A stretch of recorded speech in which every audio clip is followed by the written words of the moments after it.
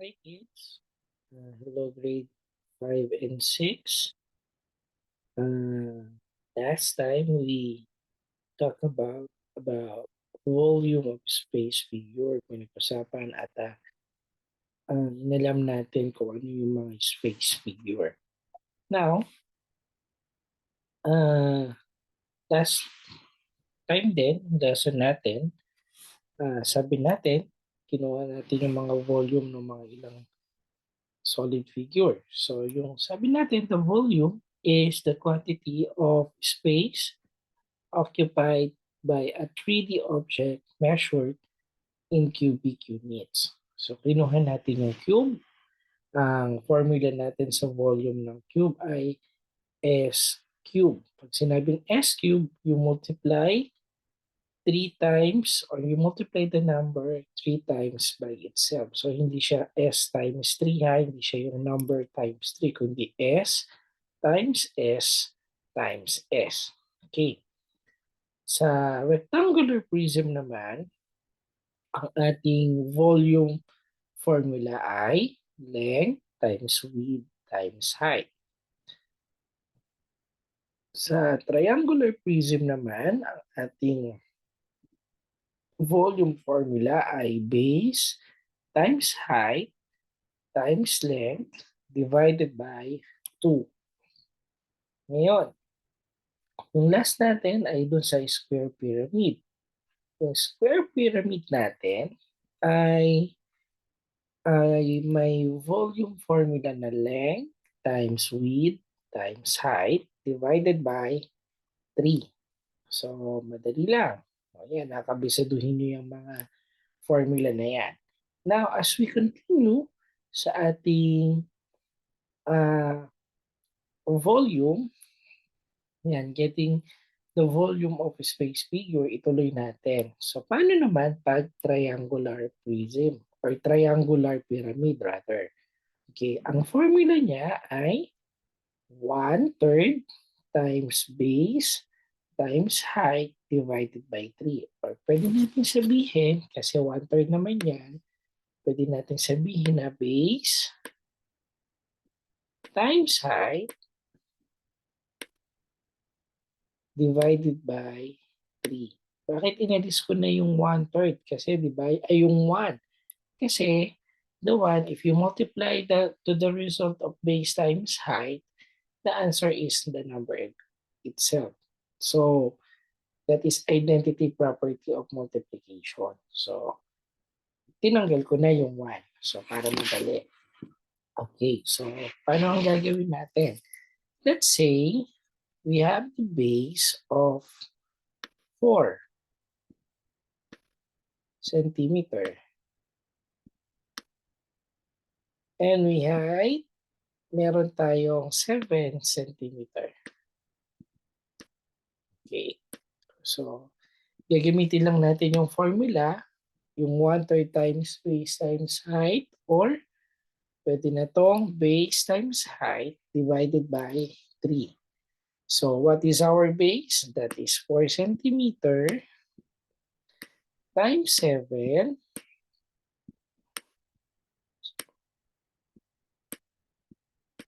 divided by 3. Sige, let's compute. 4 times 7 is equals to, okay, very good, 28. Okay. Now, yung 28, hindi pa yan yung pinaka-volume niya. So, we need to divide it into 3. O, sa nakuha natin yung 3, constant na yan, hindi na yan mababago. So, divided by 3. So, 28 divided by 3 is equals to the volume of the triangular pyramid natin na may measurement ng 4 centimeter and 7 centimeter is 9 and 33 or 9.33 centimeter. Centimeter cubic. Yan. So, ganun lang. Isa pa. Let's have another example. Okay. Let's say we have ang volume natin, ang base natin ay merong 8 meters. At ang height natin ay merong 6 meters. So again, the formula is 1/3 times base times height, or base times height divided by 3.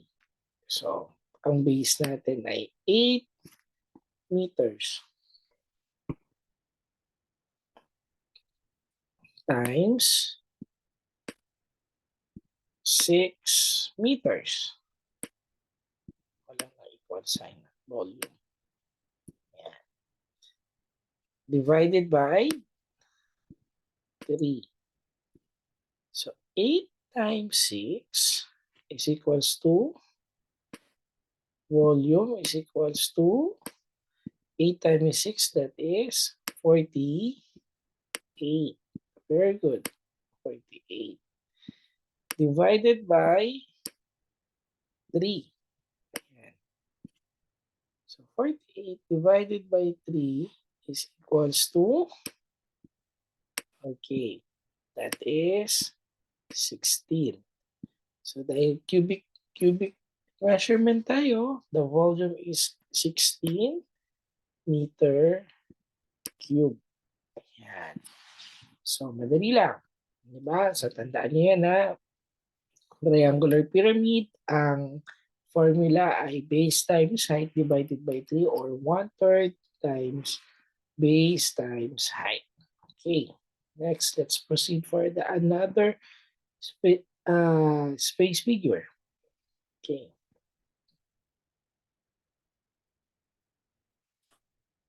About sa cone. Ayan. So, sa cone. Okay. Ang formula natin for the volume of cone ay pi r squared times height. Okay. Pi times r squared times height divided by 3. Okay. Based na sa napag-aralan natin, ano nga ulit yung value ng pi? Diba? Yung value ng pi natin ay ano? 3.14. So, okay, yung pi ay 3.14. Okay, sige. Let's have the example. Let's say may radius tayo na 7 centimeter. At ang height natin ay 9 centimeter. So, paano natin kukumputin? Using the formula of this, the pi times r squared times height. So, let's have a volume transpose natin. So, pi, that is 3.14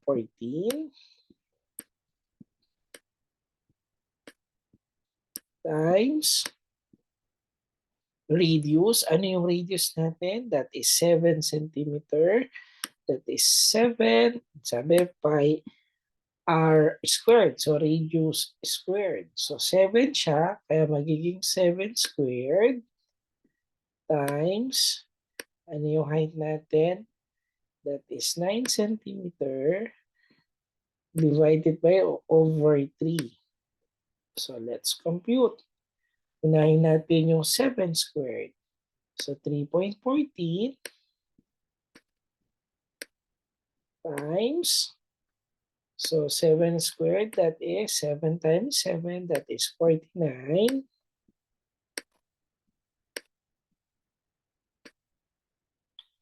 Times 9 divided by 3. Now, we can proceed. Okay. We can proceed na sa ating pagmumultiply. So, 3.14 times 49 is equals to 153.86 times 9 divided by 3. Okay. So 153.86 times 9, that is, okay, 1,384.74. Then, i-divide pa natin yan sa 3. So, divided by 3, that is, okay, yung volume ng ating cone ay merong 461.58.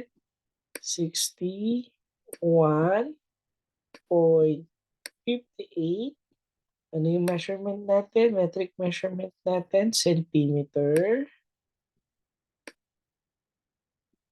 cube. Yan. So, again uunahin yung computein yung r squared, yung radius squared natin para tuloy-tuloy kayo makuha natin yung makukuha natin yung buong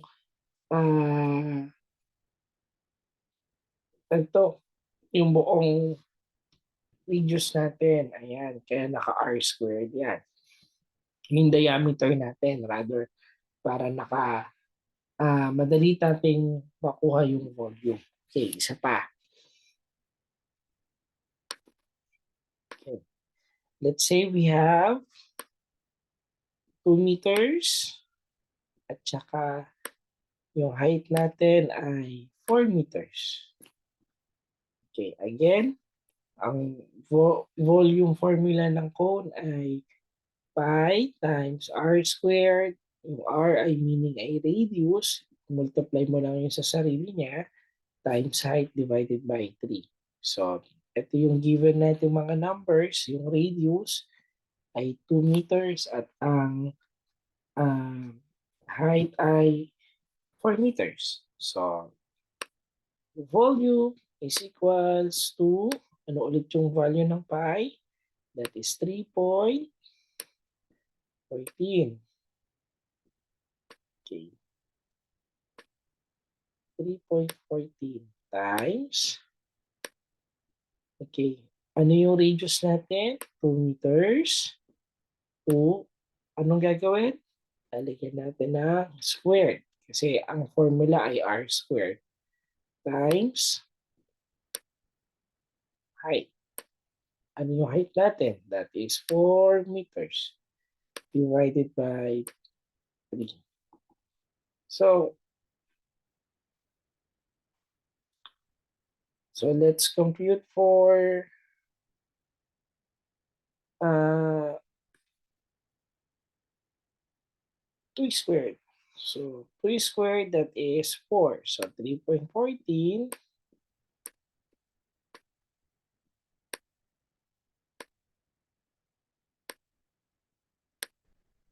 times 2 squared, that is 4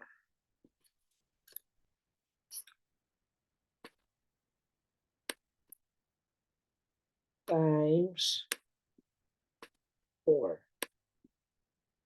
divided by 3.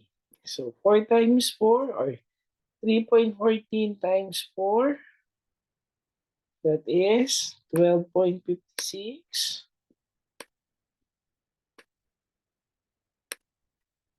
times 4 divided by 3. So 12.56 times 4, 12.56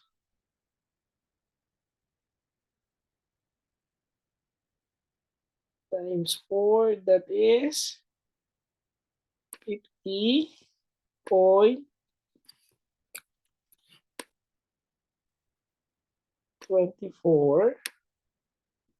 Then hindi pa dyan tapos, i-divide pa natin sa 3. So 50.24 divided by 3 is equals to, okay, ang total volume ng cone natin ay 16. Okay, based sa Pag kinompute natin yan ay 16.74666667.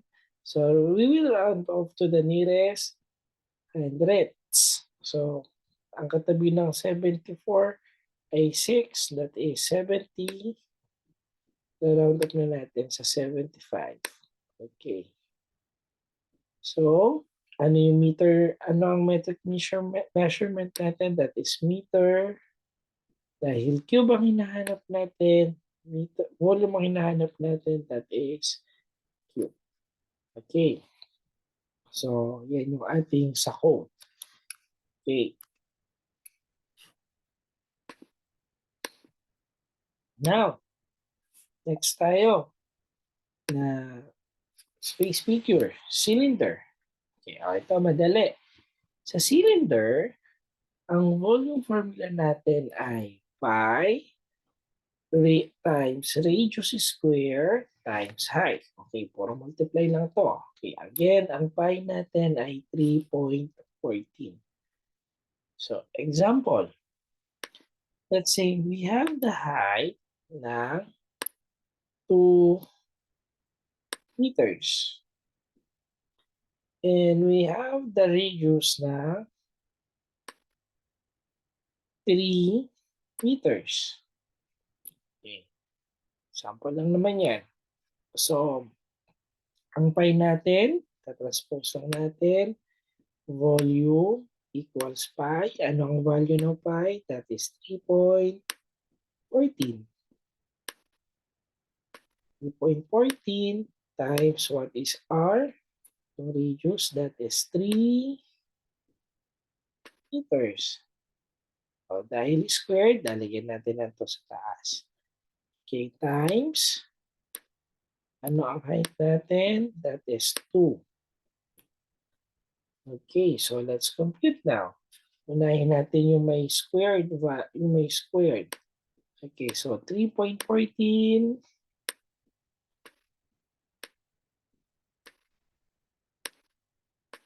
times 3 squared, that is 3 times 3, that is 9. Hindi siya 6 ha. Hindi siya 3 times 2. Again, that is 3 squared. So you multiply the number by itself. So 3 times 3, that is 9. Then times 2. So let's compute. 3.14 times 9, that is 28.26.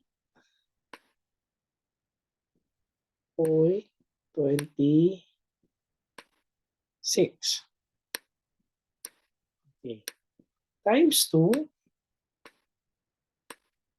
28.26 times 2, that is, that's what? 56.52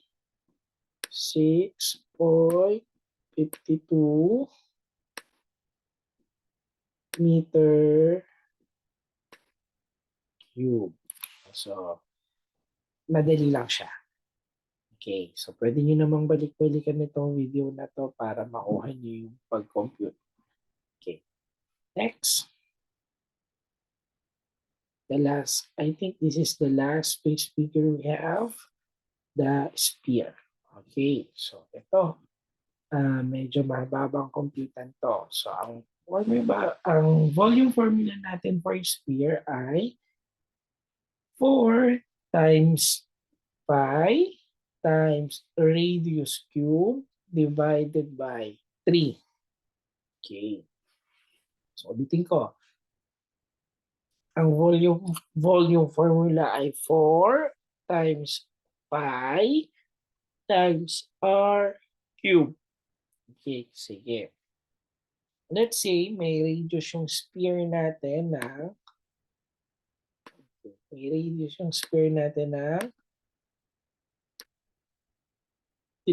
centimeter. Okay. So, ganun lang.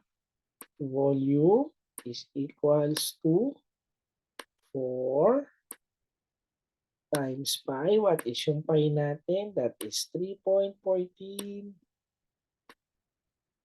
Ano yung radius natin? That is 3 centimeter cube. So, 3 centimeter dahil naka-cube ka, 3 times mo naman siyang i-multiply sa sarili niyang number. Okay. So, let's begin. So, divided by 3 pa pala yan. Okay, so 4 times 3, unahin natin yung nasa dulo, yung may 3 cube. So, 4 times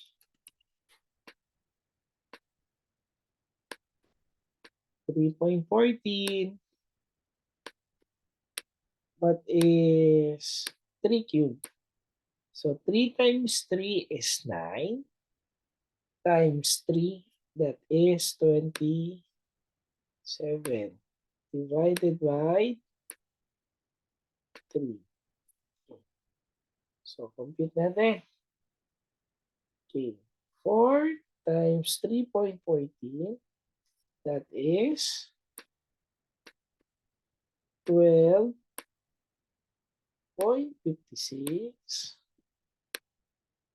times 27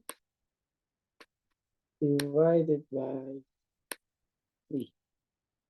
So, 12 times 12.56 times 27, that is 339.12. Okay. And divide it into 3. So, 339.12 divided by 3, that is volume ng sphere natin ay 113.04 centimeter cube. Ayan. So, kabisaduhin niyo yung mga formula. Madali lang yan. At lalabas yung mga formula sa exam. So, kung nalilito, pwede nyo naman balik-balikan yung ating video para sa mga space figure natin. So, for activity on Tuesday, pakidala yung worksheet para masagutan nyo ang inyong mga worksheet. Ayan. So, that's all for today. Ayan. At kita-kita ulit tayo sa uh, kita-kita ulit tayo sa susunod na online natin na isi-send ko sa inyo. Okay, maraming salamat and I hope that you are good and fine for this day. Thank you at paalam.